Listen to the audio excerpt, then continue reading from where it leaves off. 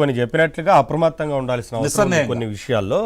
శ్రీనివాస్ గారు ఏం చెప్తారు సార్? అంటే ఎవరైనా సరే అభివృద్ధి జరగాలని కోరుకుంటారు, కానీ వైసీపీ అధినేత జగన్మోహన్ రెడ్డి గారు మాత్రం అభివృద్ధికి సంబంధించి వారు అధికారంలో ఉన్నప్పుడు అభివృద్ధి చేయలేదు, ఇప్పుడు మీరు కూటమి ప్రభుత్వ అధికారంలోకి వచ్చిన తర్వాత అభివృద్ధి దిశగా అడుగులేస్తామంటే అడ్డుకునే ప్రయత్నం చేస్తున్నట్టు కనిపిస్తూ ఉంది కదా. ఎందుకంటే పారిశ్రామికవేత్తల్ని గతంలో వారు బెదిరించారు, ఇప్పుడు కూడా బెదిరింపులకు దిగుతున్నారు. అలాగే ఇప్పుడు ఎవరైనా సరే ఈ టెండర్లో పార్టిసిపేట్ చేస్తే వచ్చిన తర్వాత మేము అధికారంలోకి వస్తే రద్దు చేస్తామంటూ మాట్లాడుతున్నారు. అంటే ఈ రకమైన బెదిరింపు ఎక్కడైనా ఉంటుందా సార్? ముందుగా పెద్దలు బీజేపీ పెద్దలు తిరుపతిరావు గారికి, ఏబిఎన్ వీక్షకులకి, మీకు అలానే అనలిస్ట్ అంకరావు గారికి నమస్కారాలు.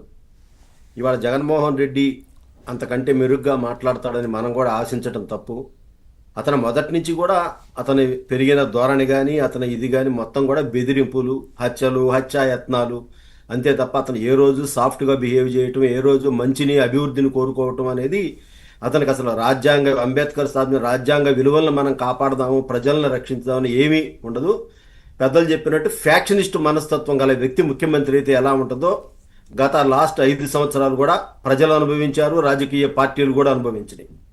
ఇవాళ మెడికల్ కాలేజీల మీద మాట్లాడుతూ ఉన్నాడు. అసలు నేను అతని ఇప్పుడు ఒక ప్రభుత్వం వచ్చిన తర్వాత అది ఒక పాలసీ ఇప్పుడు నువ్వు ఉన్నావు, నువ్వేమని చెప్పావు ఎన్నికలకు ముందు?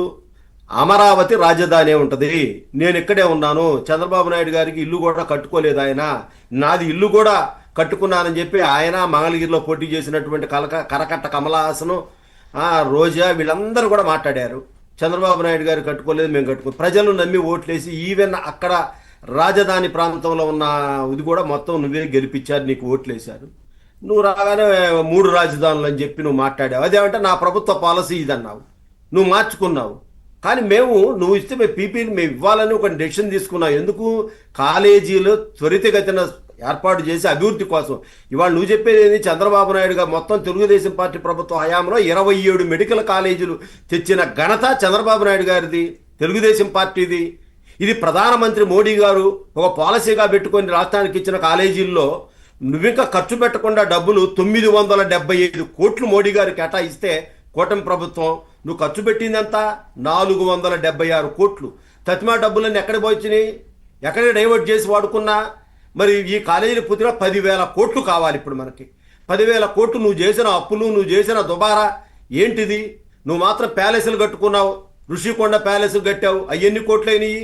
మరి రంగులు వేయటం తీయటం, మళ్ళీ నీ ముఖానికి తగ్గట్టేమో గ్రానైట్ రాళ్ళ మీద నీ ముఖాలు, నీ ఫోటోలు, ఇవన్నీ ఎంత దుబారా ఖర్చు చేశావు, ఎన్ని అప్పులు పాలు చేశావు. ఇవాళ కాలేజీలు యాజమాన్యం ఉన్న టెండర్లు పార్టిసిపేట్ చేస్తే నేను వచ్చిన తర్వాత ఏంటి ఆ ఫ్యాక్షన్ మనస్తత్వం ఏంటి? మా ప్రభుత్వ పాలసీ ఇది, నీకు చేతనైతే కోర్టు పో, ప్రజల్ని మెప్పించు, ఇదిగో ఇది తప్పు, దీనివల్ల ఈ నష్టం జరుగుతుందని చెప్పు. నష్ట లాభాలు ప్రజలు బేరీ చేసుకుంటారు కదా. ఈ రాష్ట్రంలో ఇంజనీరింగ్ విప్లవం సృష్టించి ఇంజనీరింగ్ కాలేజీలు తీసుకొచ్చి మరి ఇంజనీరింగ్ విద్యని వాళ్ళ సామాన్య మానవుడికి కూడా అందించిన ఘనత ఎవరిది? చంద్రబాబు నాయుడు గారు. ఇవాళ మరి లోకేష్ గారు ఇవాళ హెచ్ఆర్డి మంత్రిగా కొత్త పంతలు దొక్కిస్తూ ఉన్నాడు. ఇవాళ మరి నేను ఒకటే అడుగుతా ఉన్నా, నీ హయాంలో ఒక్క గ్రూప్ 1 గ్రూప్ 2 నోటిఫికేషన్ ఇచ్చావా? ఒక్క డిఎస్సి నోటిఫికేషన్ ఇచ్చావా? ఇవాళ నీ అదృష్టం బాగుండి ప్రజలు నిన్ను కనీసం నీకు ప్రతిపక్ష హోదా కూడా లేకుండా తరిమి కొట్టారు. పొరపాటునో గ్రహపాటునో ప్రజలు నీ మాటలకి మాయపోయి నువ్వు కనుక గెలిచున్నట్టయితే తప్పనిసరిగా జంజీ రెవల్యూషన్, ఇప్పుడు నేపాల్లో చూస్తున్నాం జంజీ రెవల్యూషన్ అని, అది వచ్చి ఎంటబడి కొట్టి మిమ్మల్ని పరిగెత్తించి కొట్టేవాళ్ళు. ఇవాళ అక్కడ మంత్రులు ఎట్ట కొడుతున్నారు, అవినీతికి తారాస్థాయి చేరటం వల్ల ఏ విధంగా ఉందో.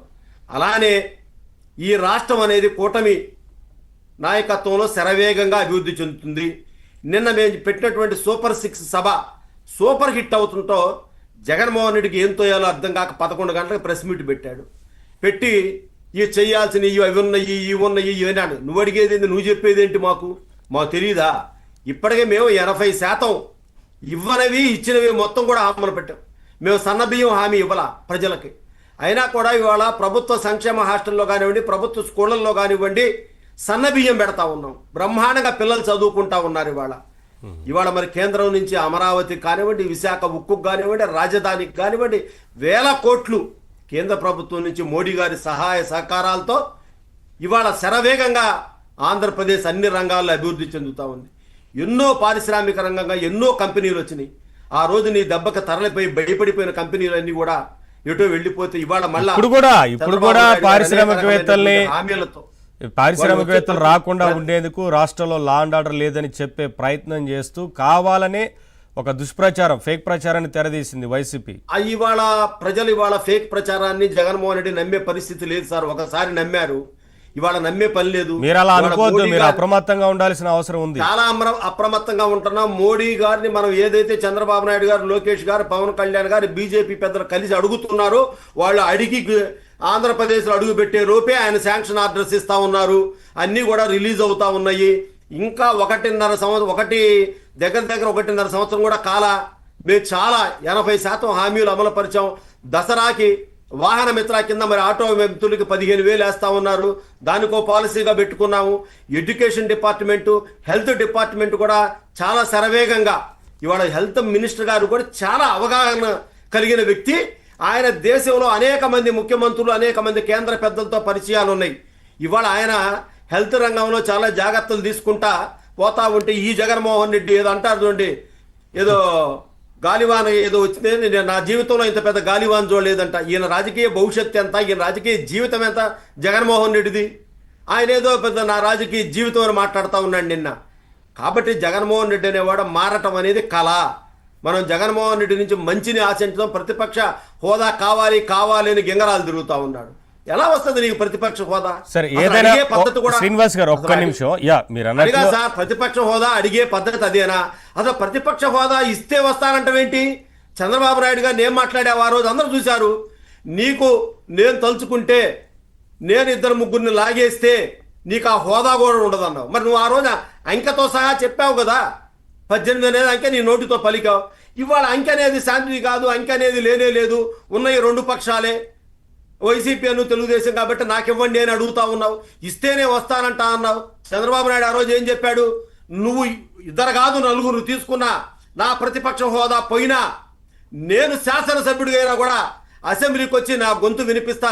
నన్ను ఎంత అవమానపరిచినా, నా కుటుంబ సభ్యులను అవమానపరిచినా, నువ్వు ఎవరిని అవమానపరిచినా నేను అసెంబ్లీ వదిలిపెట్టిపోయే ప్రసక్తే లేదు. కానీ నువ్వు ఏ రోజైతే నా కుటుంబ సభ్యులు, నా సతీమణి మీద వ్యక్తిగత దాడి చేశావో ఇక ఈ సభకి రాను. మా వాళ్ళ సభలో వాణి వినిపిస్తారు, మా వాళ్ళందరూ ఉంటారు, అచ్చెన్నాయుడు గారు ఉంటారు, పయ్యావుల కేశవ్ ఉంటారు, అందరూ మాట్లాడతారు.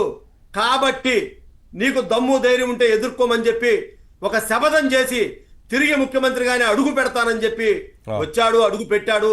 ఇవాళ కూటమి ప్రభుత్వం శరవేగంగా, ప్రజలు ఆనందంగా ఉన్నారు, శరవేగంగా అభివృద్ధి జరుగుతూ ఉంది. ఇవాళ జగన్ అనే వాడి మాటలు పట్టించుకునే పరిస్థితి లేదు. సరే శ్రీనివాస్ గారు, ఏదైనా ప్రతిపక్ష నేత హోదా అనేది ప్రజలు ఇవ్వాల్సిందే. మీ పార్టీయో లేదంటే ముఖ్యమంత్రి గారు ఎందుకు ఇస్తారు? అది ప్రజలు ఇవ్వాలి. ప్రజలు తిరస్కరణకు గురయ్యారు వారు. కాబట్టి వాళ్ళ ప్రతిపక్ష నేత హోదా అడగడంలో అర్థం లేదనేది కనిపిస్తా ఉంది. మా లోకేష్ గారు 6,000తో మంగళగిరితో ఓడిపోతే ప్రజాస్వామ్యబద్ధంగా మళ్ళా నిలబడి ఎక్కడైతే ఓడిపోయాడో అక్కడే 95,000 మెజారిటీతో గెలిచాడు రాష్ట్రంలోనే. జగన్మోహన్ రెడ్డి 3 సార్లు పులివెందుల ఎమ్మెల్యే గెలిస్తే మంగళగిరిలో లోకేష్ గారికి వచ్చిన మెజారిటీ ఒక్కసారి కూడా అతనికి రాలేదు. తిరుపతిరావు గారితో మాట్లాడదాం. 90% తన సామాజిక వర్గం ఉన్న చోట పోటీ చేశాడు. ఇవాళ మా లోకేష్ గారు పోటీ చేసిన మంగళగిరిలో తన సామాజిక వర్గం వారు కనీసం 7% కూడా లేరు. మనిషికి బ్రాడ్ మైండ్ ఉండాలి సార్. కులము మతం, మా కులస్తులుంటే మేము పోటీ చేస్తాము, మా కులం ఉంటే ఇది చేస్తాం. కులాలతో రాజకీయ నాయకులుగా ఎదగలేరు. అది జరిగే పని కాదు. తాత్కాలిక ప్రయోజనం పొందితే పొందొచ్చు, కానీ జీవితంలో చంద్రబాబు నాయుడు గారు ఇవాళ 45 సంవత్సరాల రాజకీయ చరిత్రలో కుప్పంలో కూడా 3% ఆయన సామాజిక వర్గం ఉన్నది, అంతా కూడా బీసీలే. అక్కడ భరత్ అనే బీసీ అతను తీసుకొచ్చి జగన్మోహన్ రెడ్డి చెప్పాడు, మీరు భరత్ని ఆదరించండి, ఎమ్మెల్సీ ఇచ్చాను, మంత్రి కూడా చేస్తా ఉన్నాను, చంద్రబాబు నాయుడు ఓడించండి అని పాపాల పెద్దిరెడ్డిని పంపించి కోటాను కోట్లు ఖర్చు పెట్టించారు. చంద్రబాబు నాయుడు ఓడించగలిగారా మీరేమన్నా? చంద్రబాబు నాయుడు గారు కులస్తులు ఎంతమంది ఉన్నారు అక్కడ? కాబట్టి ఈ సందర్భంగా ఒకటే జగన్మోహన్ రెడ్డి కానీ వైసీపీకి కానీ మేధావులకు కానీ తెలియజేస్తా ఉన్నా, ఈ రాష్ట్రాన్ని ఎంత పరచాలో అంత పరిచింది వైకాపా. ఇప్పుడైనా కూడా ఈ కూటమి ప్రభుత్వం తప్పనిసరిగా ఆంధ్రప్రదేశ్ని చంద్రబాబు నాయుడు గారి నాయకత్వంలో లోకేష్ గారు చెప్పినట్టు మరో 15 సంవత్సరాల పాటు Yeah. చంద్రబాబు సార్, నాయుడు గారు తిరుపతిరావు గారు వాయిస్ ఉంటారు. తీసుకున్నారు సార్. ఆయన నాయకత్వంలోనే పనిచేస్తానని చెప్పి ఆయన అన్నాడు. ఆయన మాట ప్రకారమే తదాస్తు 15 సంవత్సరాల పాటు ఈ కూటమి బీజేపీ సహకారంతో కేంద్ర సహకారంతో అభివృద్ధి చెందిద్దని ఈ సందర్భంగా తెలియజేస్తా ఉన్నా. యా శ్రీనివాస్ గారు ఒక్క నిమిషం, సుదీర్ఘ ప్రసంగం అయితే మనకి ఇంకొకరు వాయిస్ కూడా తీసుకోవాలి.